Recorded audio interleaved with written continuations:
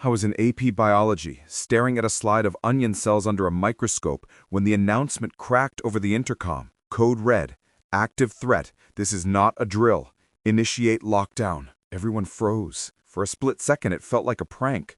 But then Mrs. Vance dropped her coffee mug. It shattered loudly against the linoleum, and that sound broke the spell. She sprinted to the door, locked it, and slammed the lights off. "Corner! Now! Everyone to the corner!" she hissed, her voice trembling in a way adults' voices aren't supposed to tremble. We scrambled over backpacks and under the heavy black lab tables, 26 of us squeezing into the space between the chemical shower and the back wall. I ended up crushed against the cabinets, my knees pulled to my chest. Next to me, Sarah was hyperventilating, her wheezing sound seeming impossibly loud in the dark room. Pop, pop, pop, distant, dull, like textbooks being dropped flat on the floor 2 halls over. But we all knew what it was. "Oh God," someone whispered. "That's inside. That's definitely inside." Phones lit up the darkness like fireflies.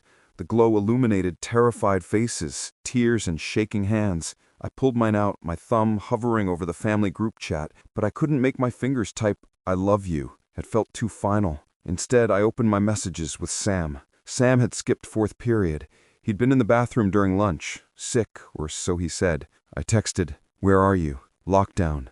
Hide." The message delivered. More pops. Closer this time. The science wing. "My brother says the shooter is in the hallway," a girl named Maya whispered, staring at her phone. "He says he's wearing a green military jacket and he has a rifle." My stomach didn't just drop. It vanished. I looked down at my own body. I was wearing a gray hoodie, but yesterday I had traded jackets with Sam because he said he was cold. I was wearing his denim jacket.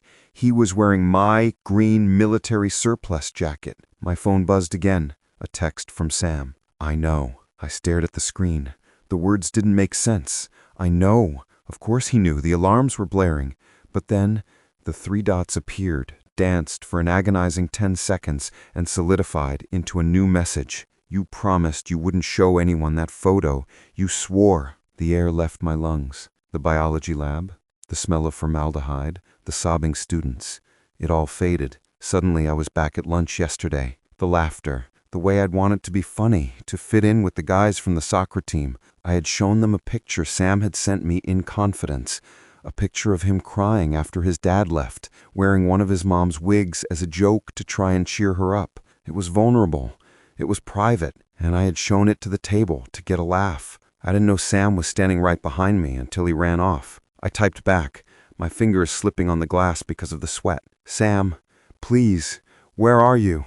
Pop, loud, right outside our door. Mrs. Vance clapped a hand over Sarah's mouth to stifle a scream. We heard the heavy thud, thud, thud of boots on the tile, not the quick scuff of sneakers, heavy boots, the ones Sam wore every day. The handle of our classroom door rattled, violent, angry, like someone was trying to rip it off the hinges. "Open up!"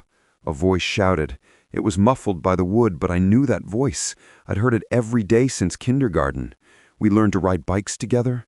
We camped in his backyard. It was Sam. He kicked the door. The frame splintered, but the lock held. Through the narrow window in the door covered by a piece of black construction paper, I saw a shadow move. My phone buzzed again. "I can hear someone crying in there. Is that Sarah? Tell her to shut up." I looked at Sarah, eyes wide with terror above Mrs. Vance's hand. He could hear us. He was hunting us. I made a choice. I held my phone up to Mrs. Vance. She squinted at the screen, and I watched the color drain from her face until she looked like the onion skins we'd been studying. She looked at me with horror, then grabbed my wrist and nodded. "Keep him talking," she mouthed. I texted back, "It's me. It's Chris.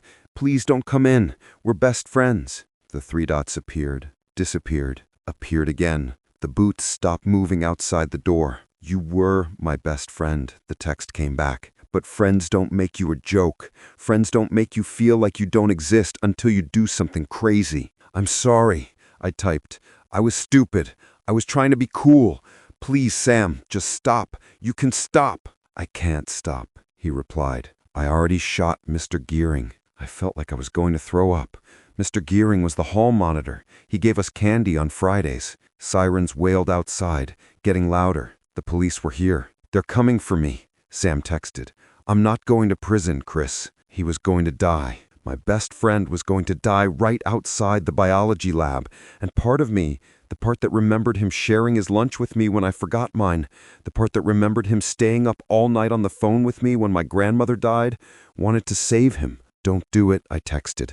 "Just put it down, please, for me, for your mom." A long pause. The sirens cut off, which meant the police were setting up a perimeter. We heard radio chatter in the hallway. "Suspect is in the north wing, second floor." "My mom," Sam texted. "She's going to hate me." "No," I lied. "She loves you. Just put it down." I heard the boots move again.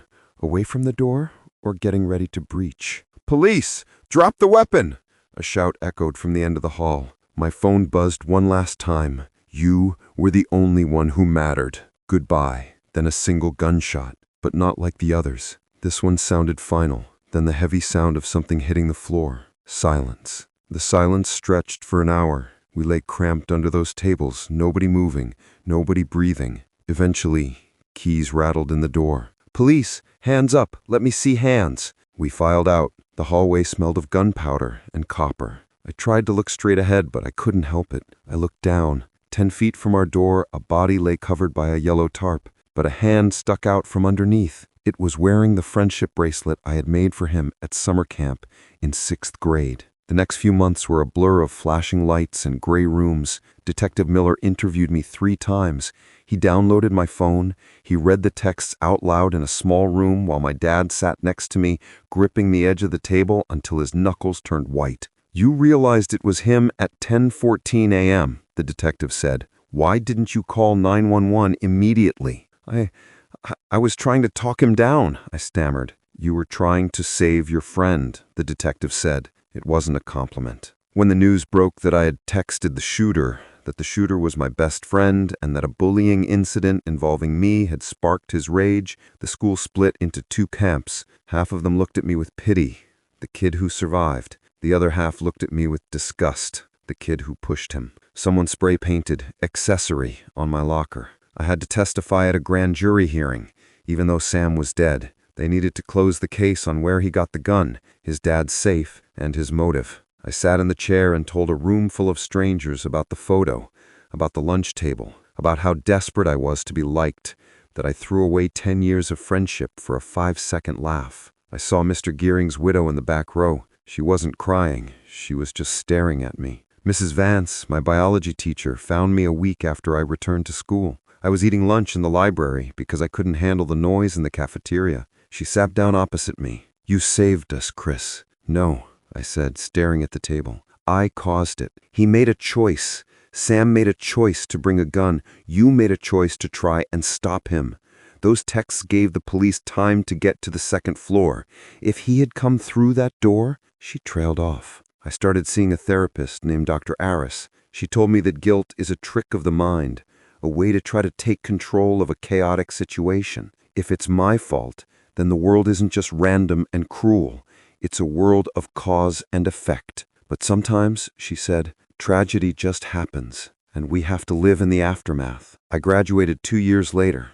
I didn't walk at the ceremony. They held a moment of silence for Mr. Gearing and the 2 other students Sam had shot in the hallway before he got to my door. I sat in my car in the parking lot, listening to the silence, wearing the green military jacket Sam had traded me. I still have the phone. I keep it in a drawer, powered off. But sometimes when the nightmares are bad, I take it out. I look at that last message. You were the only one who mattered. I realized that he was wrong. Everyone mattered. The students in the hall, Mr. Gearing, the kids hiding under the desks. I'm studying psychology now. I want to work with kids who feel invisible. Kids like Sam before he put on that jacket. I can't fix what I did. I can't bring Sam back, and I can't bring back the people he hurt. But I can pay attention. But I can pay attention. I can listen. I can make sure that the next time a kid feels like they're drowning, someone notices before the sirens start wailing.